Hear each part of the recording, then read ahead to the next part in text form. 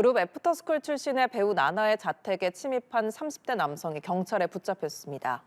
경기 구리경찰서는 어제 새벽 6시쯤 특수 강도미수 혐의로 30대 남성을 붙잡았다고 밝혔습니다. 이 남성은 구리시 아천동에 있는 배우 나나의 집에 흉기를 들고 들어가 금품을 요구하는 등의 혐의를 받습니다. 당시 집안에 있던 나나와 어머니가 남성을 제압해 신고했고 남성은 가벼운 부상을 입은 것으로 전해졌습니다. 소속사 서브라임은 강도의 공격으로 나나의 어머니는 심각한 부상을 입고 의식까지 잃는 상황을 겪었고 나나 역시 부상을 입었다며 두 사람 모두 치료와 절대적 안정이 필요한 상태라고 밝혔습니다. 그룹 애프터스쿨 출신 배우 나나 씨 자택에 흉기를 든 강도가 침입을 했고 모녀가 몸싸움 끝에 직접 제압을 했습니다. 사건 초반 상황이 아직 정확히 드러난 부분이 아직 많지 않은데 현재까지 확인된 상황 흐름부터 좀 짚어주시죠. 네, 사건은 이제 15일에 발생을 했고요. 새벽 시간대에 발생했는데 30대 남성이 나나 씨의 자택에 침입을 했습니다. 네. 침입을 하면서 흉기를 소지하고 침입을 했다라고 하고 금품을 요구를 하면서 강도 행각을 벌인 사건입니다. 당시에 나나 씨 그리고 나나 씨의 어머니가 자택에 함께 있었다라고 하는데 이렇게 위협을 받는 과정에서 이 두 모녀가 A 씨와 격렬하게 몸싸움을 벌였다라고 네. 하고 적극적으로 저항하고 제압한 덕에 결국에는 경찰에 신속하게 체포가 되었다고 합니다. 이 몸싸움 과정에서 나나 씨 그리고 어머니가 부상을 입었다라고 하고 특히 이제 어머니는 당시에 의식을 잃을 정도의 부상이 있었다라고 하는데 현재는 또 회복 중이다라고 알려지고 있습니다. 네, 두 분 모두 중대한 위협을 입을 수 있었던 정말 위험한 상황이었는데 최근 이러한 비슷한 사례가 반복이 되고 있잖아요. 왜 이런 범행이 반복되는 건지 그리고 이번 사건에서 적용할 수 있는 또 처벌과 법적 책임은 좀 어떻게 보십니까?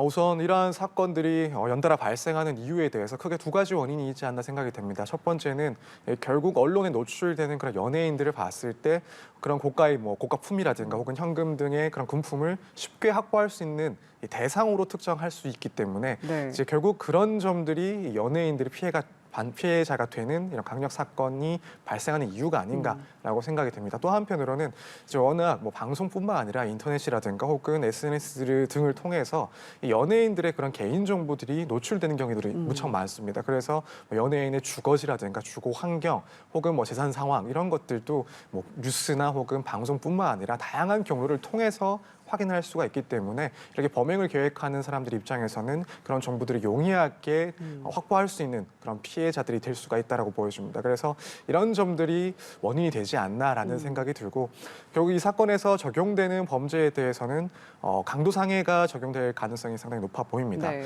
일단 흉기를 들고 주거에 침입을 해서 강도를 했다라고 하면 우선 거기까지만 하더라도 특수 강도에 해당을 하게 됩니다. 그런데 그 과정에서 이 상해가 발생했기 때문에 모녀가 다치는 그 결과가 발생했기 때문에 이때는 특수 상해 혹은 특수 치상죄가 성립을 하게 됩니다.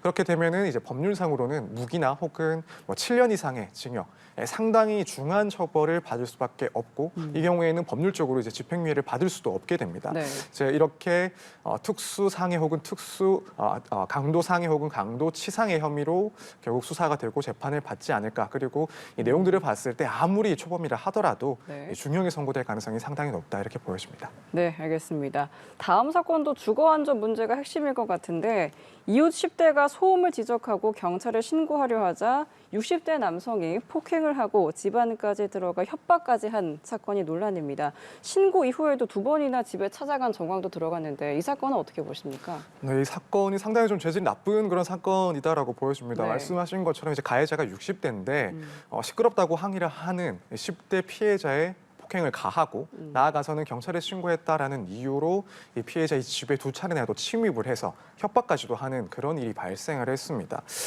그래서 협박을 하면서 흉기로 살해를 하겠다 이런 네. 내용으로 위협을 했다라고도 하고요. 결국에는 죄질이 특히 좋지 않은 부분, 그러니까 이 신고를 했다라는 이유로 보복성으로 주거를 침입하고 또 협박을 했다라는 내용, 그리고 이 피해자가 미성년자라는 내용, 이 내용들이 상당히 좀 죄질을 따질 때 나쁘게 보여지는 그런 내용들입니다. 일단 법정에서 이런 변론을 했다고 합니다. 이제 피해자를 쳐다본 곳이 전부고 밀치거나 혹은 주거지에 침입해서 협박한 것은 아니다라고 항변을 했지만은 이 네. 부분들은 받아들여지지 않은 것으로 보이고 결국 징역 6개월에 집행유예 1년을 선고받았습니다. 네, 그러니까 말씀 주신 것처럼 법원이 폭행, 주거 침입, 협박을 모두 유죄였는데 징역 6개월의 집행유예 선고했습니다. 확정적인 고의까지는 아니었다는 점, 그리고 피해자와의 합의를 주요 참작 사유로 들었는데 이런 사정들이 좀 실제 양형에 얼마나 영향을 미치는 거예요? 우선 확정적인 고의가 아니었다 이 말은 바꿔 말하면 미필적인 고의에 의한 범행이었다라는 내용입니다. 그러니까 비교를 하자면 뭐 계획적으로 저지른 그런 확정적인 고의를 가지고 진행을 한 범행이 아니라 우발적인 그런 고의를 가지고 발생한 범죄였다라는 평가를 한 겁니다. 그래서 뭐 순간적인 분노라든가 혹은 뭐 감정 조절 실패 등으로 인한 그런 돌발적인 범행이었다라는 건데 이 부분 이제 고의의 내용에 따라서 양형의 차이를 두기는 합니다만 사실 큰 차이는 발생하지는 않다고 보고 있습니다. 네. 이제 그것보다 더 크게 좌우를 하는 것이 결국 이제 피해자와의 그 합의 내용, 이 합의가 있었다라는 점이 가장 중요하게 작용을 했던 사건으로 보이는데 이제 이렇게 뭐 폭행이라든가 주거 침입 또 뭐 협박과 같은 피해자의 의사가 상당히 중요하게 반영되는 사건의 경우에는 이 피해자가 더 이상 처벌을 원하지 않는다라는 의사 표시를 하면 그 부분이 이제 상당히 크게 영향을 주게 됩니다.